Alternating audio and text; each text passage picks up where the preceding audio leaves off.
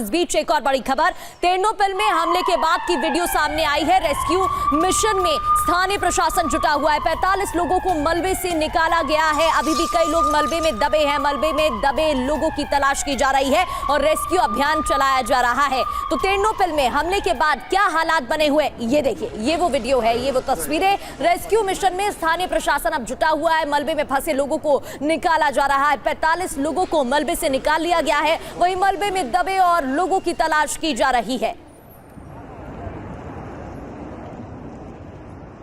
तेरनोपिल की तस्वीर आपने देखी, जहां पश्चिम यूक्रेन का ये बड़ा हिस्सा है और रूस के विध्वंसक मिसाइल हमले यहां पर हो रहे हैं। अब खबर कीव सेना के ठिकानों पर मिसाइल ड्रोन स्ट्राइक को लेकर भी है। तेरनोपिल में ही रूस के हमले से मची भारी तबाही, और तेरनोपिल को टारगेट इसलिए किया गया है क्योंकि ये पश्चिम रूस का वो हिस्सा है जिसके तहत अब रूस यहां बड़े हमलों को अंजाम दे रहा है। शिवाज सर से भी हमने इसी को लेकर सवाल किया कि आखिर क्यों ऊर्जा ठिकानों को इस वक्त टारगेट किया जा रहा है, और इन्हीं ऊर्जा ठिकानों पर हमले के बाद ब्लैकआउट की स्थिति हो चुकी है। तो लवीव की तस्वीरें हम आपको दिखा रहे थे। लवीव पर भी रूस का ड्रोन अटैक देखने को मिला। एक और नई तस्वीर आपको दिखाते हैं, ताजा तस्वीरें। लवीव में ऊर्जा ठिकाने और इंफ्रास्ट्रक्चर तबाह किया गया। जिस तरीके से स्ट्रैटेजिकली यहां पर प्रहार किया जा रहा है, उसकी तस्वीरें आप देख रहे हैं। ऊर्जा ठिकानों को और इन इंफ्रास्ट्रक्चर्स को तबाह किया जा रहा है। हमले से लॉजिस्टिक सेंटर में आग लगी है। तो आग लगने के बाद की ये तस्वीरें, धुआं आसमान में छाता हुआ नजर आया।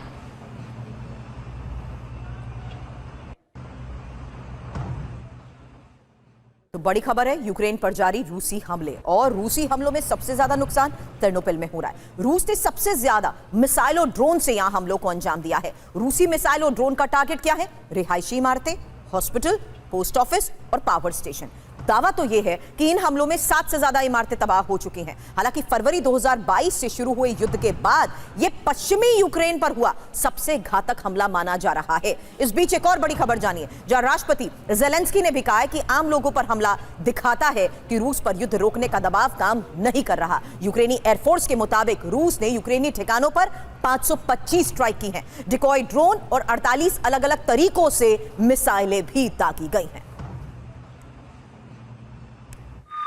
बढ़ते आगे, यूक्रेन में रूसी हमले से जुड़ा एक और बड़ा अपडेट। यूक्रेन के 14 शहरों में भीषण हमले हुए हैं। कीव, इसके अलावा मिकोलेव और चेरकासी में भी हमलों की तस्वीरें सामने आई हैं। इवानो फ्रैंकीवस्क और चेर्निहिव में भी अटैक हुए हैं, और ये अटैक के बाद कैसे इमारतों में भीषण आग लगी, उसकी तस्वीरें आप देख रहे हैं।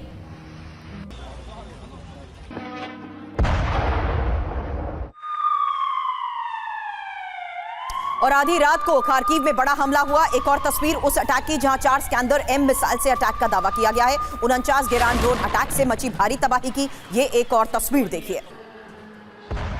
48 मिसाइल, 14 शहर, पुतिन का ये बारूदी कहर यूक्रेन के अब लवीव के साथ साथ तेरनोपिल में जारी है। फिलहाल अलग अलग इलाकों पर हुए हमले के बाद की ये वो तस्वीर है जिससे साफ है कि किस तरीके से अब रूस ने बड़े स्तर पर हमलों को अंजाम दिया है। कहा अब यूक्रेन, पश्चिमी यूक्रेन के हिस्से को टारगेट किया गया है।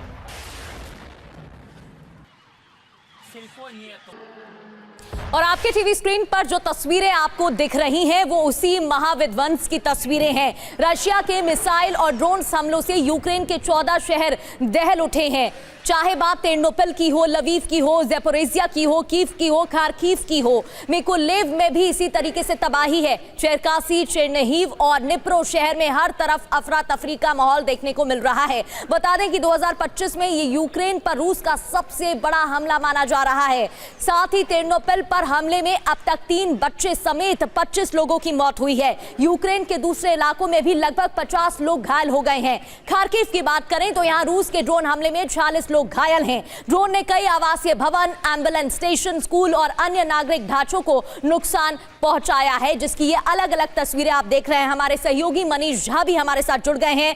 मनीष, जिस तरीके से अग्रेसिवली रशिया अटैक कर रहा है, साफ है वो अपने विंटर ऑपरेशन के तहत आगे बढ़ रहा है, और अमेरिका की तरफ से यूक्रेन को हथियार भी दिए गए हैं। ये सारी चीजें कुल मिलाकर रशिया को और भड़का रही हैं, और उसका नतीजा हम इन तस्वीरों में देख रहे हैं।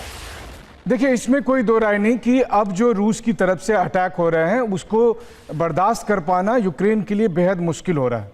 उसकी वजह यह है कि एक तो एयर डिफेंस सिस्टम उतने कारगर नहीं है, और जो दूसरी बात है कि अब पिन पॉइंट बहुत ही प्रिसाइज अटैक उन जगहों पर किए जा रहे हैं जहां पर कि जो यूक्रेन की मिलिट्री के एक्सपर्ट्स हो सकते हैं, या फिर जो नाटो के मिलिट्री एक्सपर्ट्स हैं, या फिर यूक्रेन की जो मिलिट्री के जो टॉप लोग हैं वो वहां पर रह रहे हैं और उनको टारगेट किया जा रहा है।